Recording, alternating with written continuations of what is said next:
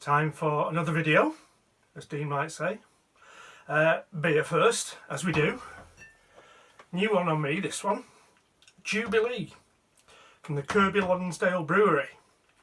This is a powerful yet smooth stout. Now, Kirby Lonsdale, it's a lovely little place. It's a town on the sort of lower edge of the Lake District. So it's north of Lancaster, but it's not quite as far up as Kendal. Well worth a visit.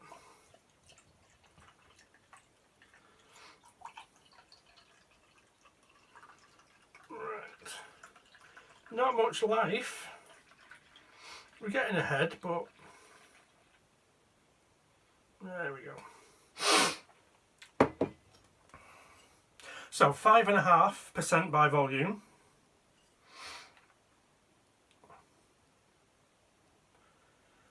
Says it's gentle and smooth enough to allow hints of pale malt and licorice to show through.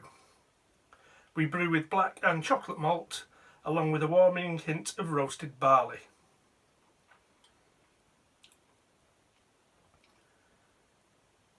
Right, let's have a go. It's quite dark. Coffee coloured head, what there is of it. Smells chocolatey.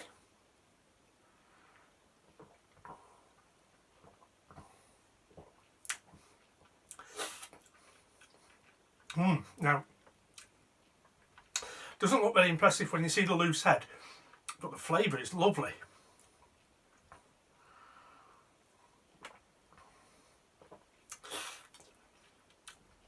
Definitely a very chocolatey stout. I'm very happy with that. It's not too sweet, quite a long dry finish, with a lingering aftertaste of the chocolate and licorice. So that is really nice. Jubilee from Kirby Lonsdale Brewery. Now, bit of an announcement.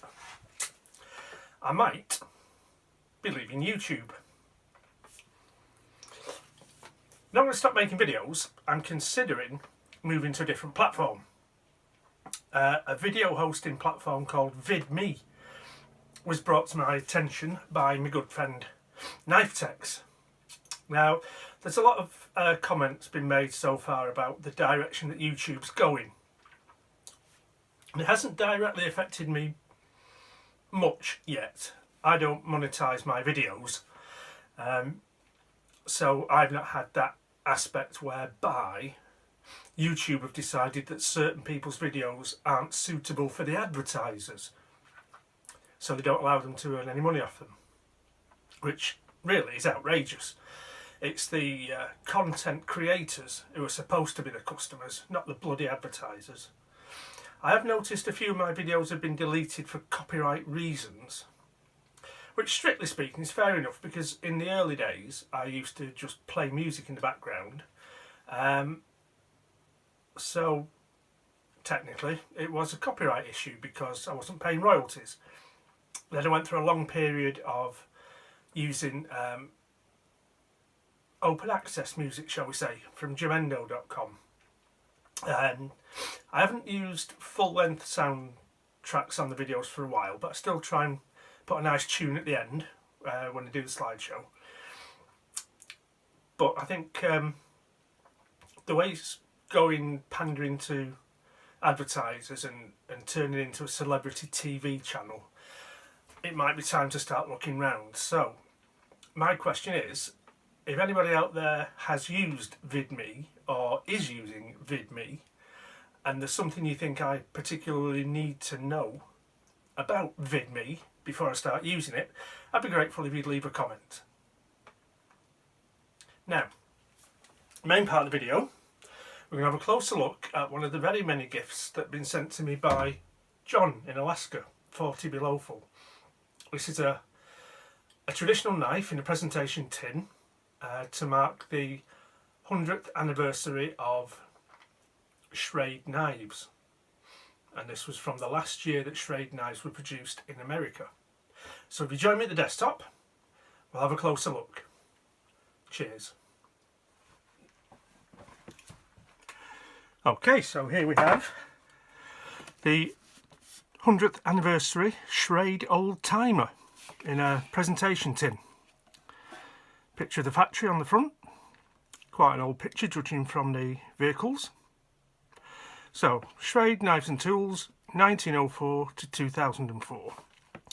Knife made in the USA. Knife made in the USA. Why did they stress that?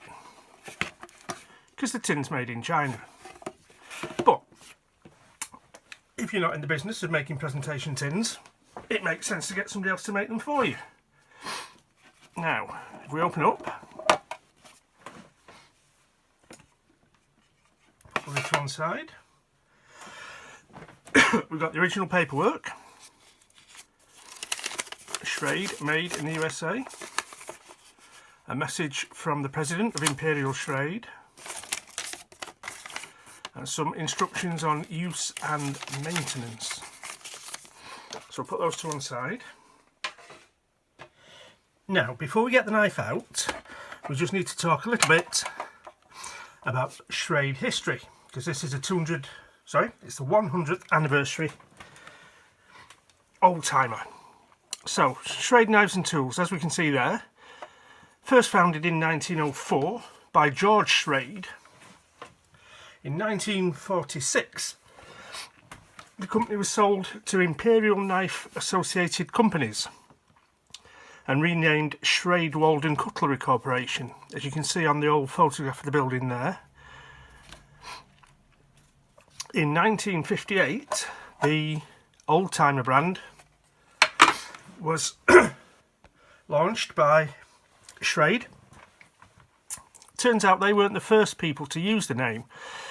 K-Bar did a trapper, at least, in the early 30s with old timer branding. But everybody associates the old timer knives with Schrade. In 2004, in July 2004, Schrade ceased production in America. Wound the company up, I believe. 2004 there, year this was made. For a while it was unclear what was going to happen, and eventually Taylor Brands bought the intellectual property, so all the designs and the right to use the brand name, and Taylor Brands are now producing Schrade and old timers in China. So let's get the knife out and have a look. So as you can see, it's a fairly standard Stockman pattern, 3 blades. Largest blade is a clip point, middle sized blade is a sheep's foot, and the smaller blade is a spay blade. Now it's not a big knife. I'll just get my little ruler. The handle is about 85mm, sort of just shy of 3.5 inches. And the main blade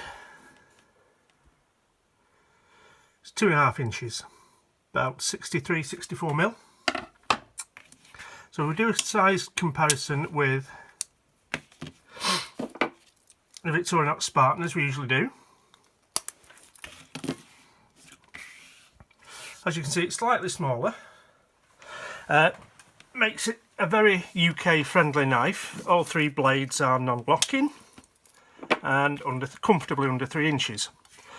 Now this is quite a well used knife. You can see it's had a lot of sharpening, but it's been kept in good nick. In fact, the edge is really quite nice on the catalogue paper there. Nice clean slices. So, slightly smaller than a Spartan. It doesn't weigh very much at all. In grams, we've got 54.1, and in English, we're a shade under 2 ounces. So a very practical knife to carry about in your pocket. Let's see, what else do we need to look at on this? Well, This was the last year of the American production, 2004, and here we've got Schrade USA, and the model is 340T. And this model was launched in 1964, and the Chinese produced versions are still selling very well, meaning this is one of Schrade's most popular designs ever. Fit and finish is really good. We've got brass liners, brass centre spacer, saw cut bone scales, 3 brass pins. The 2 outside pins are recessed and the central one is raised and domed, and they're all lovely and smooth. The transitions are nice. There's a little bit of gappiness just at the end here between the liner and the back spring, but whether that was like that when it was new, I don't know. No half stops, but the walk and torque is very nice. All 3 blades are very smooth and snap into place nicely. No blade play. I'll show you the sheep's foot. Again, very smooth, nice snap. And finally the spay blade. Again, very smooth with a nice snap. There's a little bit of rub between the spay blade and the brass liner. Leaves a little mark on the blade, but it's not a problem. Overall, it's a lovely, lovely little knife. It's definitely my kind of thing. So, here we have a lovely addition to the collection. A lovely gift from John in Alaska. 40 below full.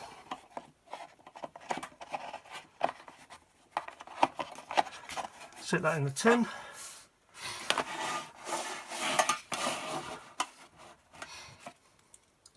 The Schrade 340T 100th anniversary old timer. So we'll end as we usually do with some stills. You can have a closer look. Thanks for watching.